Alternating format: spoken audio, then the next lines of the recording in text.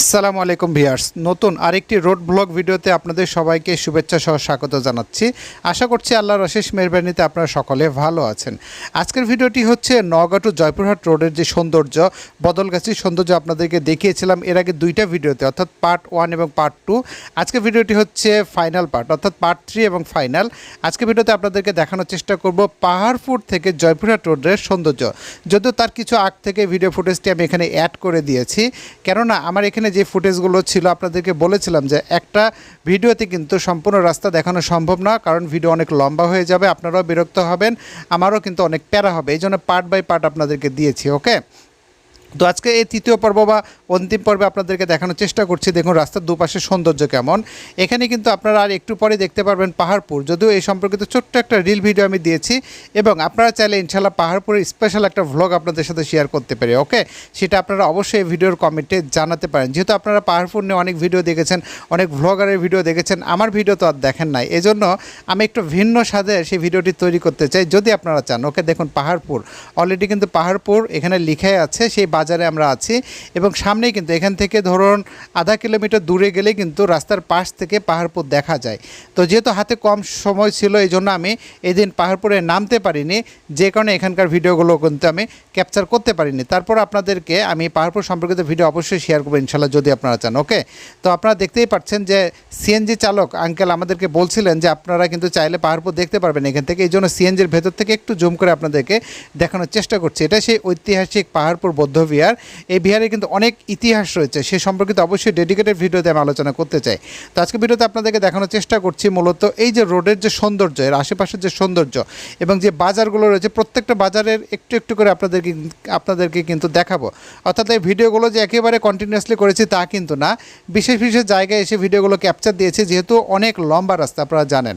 ওকে, নওগাঁ থেকে জয়পুরহাটের দূরত্ব একটা পথ দিয়ে যদি আসা যায়, এই পথ যে পথ দিয়ে আমরা যাচ্ছি এখানে প্রায় 38 থেকে 40 কিলোমিটার। এছাড়া আরেকটা রাস্তা আছে, সেটাতে গেলে কিন্তু জয়পুরহাট থেকে প্রায় 47 কিলোমিটারের মতো হবে। ওকে, তো এই রাস্তা দিয়ে তাড়াতাড়ি যাওয়া যায়। এটা হচ্ছে বদলগাছির রাস্তা, পাহাড়পুরের সামনেতে সরাসরি জয়পুরহাটে চলে গেছে নওগাঁ থেকে। ওকে, তো আপনারা দেখতেই পাচ্ছেন রাস্তার সৌন্দর্য, আশেপাশের সৌন্দর্য। এই রাস্তাটা অনেক সুন্দর। এখানে দেখুন স্বাগতম, ঠিক আছে, সড়ক বিভাগ জয়পুরহাট স্বাগতম জানালো, তার মানে আমরা এখন জয়পুরহাটের ভেতরে ঢুকে পড়লাম। ওকে, আমরা এন্ট্রি নিয়েছি। তো জয়পুরহাটের সৌন্দর্য একটু দেখাবো না বলুন? এতক্ষণ তো আপনারা দেখলেন যে নওগাঁ জেলার সৌন্দর্য, এখন জয়পুরহাট জেলার সৌন্দর্য একটু এই ভিডিওতে দেখানোর চেষ্টা করছি। আবারও বলছি আপনাদেরকে, আমার এই ভিডিওগুলোতে কোনো কিন্তু স্ক্রিপ্ট থাকে না, মুখে যা আসে তাই আমি বলি, এই জন্য অবশ্যই ক্ষমা সুন্দর দৃষ্টিতে দেখবেন।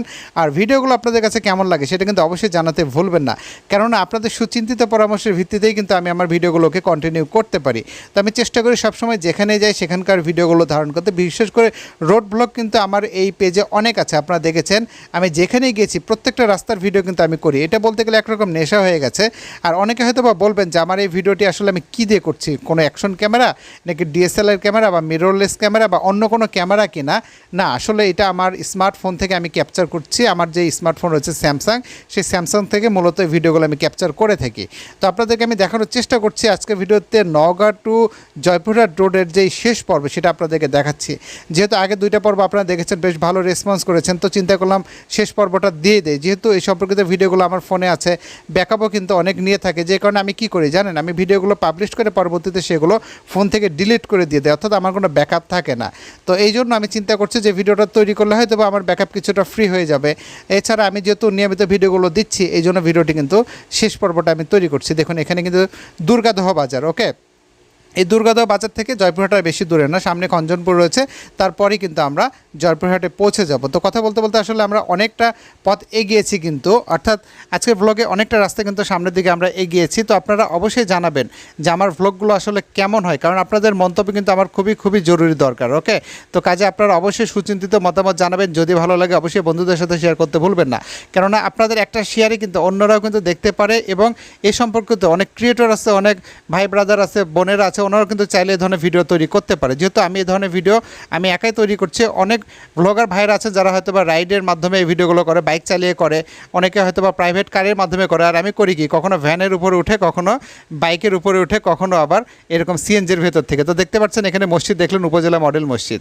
তো তার মানে হচ্ছে আমরা এখন জয়পুরহাটের খুব কাছাকাছি এসে গেছে। ওকে, তো এখানে আপনাদেরকে বলে রাখা ভালো যে আমার এই ভিডিওগুলো কিন্তু আমি আমার এই এলিস আহমেদ পেজে দিয়ে থাকি, যেহেতু এই পেজে ভ্লগ ভিডিওগুলো সাধারণত দেওয়া হয়ে থাকে। এছাড়া আমার আরেকটি একটি পেজ আছে, আপনারা যারা জানেন না, এলিস কামদিয়া, অবশ্যই সেই পেজটা ফলো দিবেন। বর্তমানে সেই পেজের ফলোয়ার সংখ্যা 56 কি হবে। ওকে, তো দেখুন অলরেডি কিন্তু আমরা চলে এসেছি কথা বলতে বলতে। তো যাই হোক, কথা আমি আর বেশি বাড়াচ্ছি না। দেখুন অলরেডি জয়পুরহাটে খুব কাছাকাছি। এটা হচ্ছে জয়পুরহাট রোড। এখান থেকে সরাসরি চলে গেছে আরেকটা পথ হচ্ছে নওগাঁর দিকে, অর্থাৎ এই দিক দিয়েও যাওয়া যায়, ওই দিক দিয়েও যাওয়া যায়, দুটা পথই কিন্তু এখানে আছে। ওকে, তো আমরা এসেছি সরাসরি এখানে নওগাঁ থেকে জয়পুরহাটে। তো কেমন লাগলো আজকে ভিডিওটি অবশ্যই কমেন্টে জানাতে ভুলবেন না। এই সম্পর্কিত আরও যদি বেশি বেশি ভিডিও চান সেটাও কিন্তু কমেন্টে জানাতে হবে। ভুল ত্রুটি ক্ষমা সুন্দর দৃষ্টিতে দেখবেন। আজকের মতো আমি বিদায় নিচ্ছি এই ভ্লগ থেকে। আল্লাহ হাফেজ।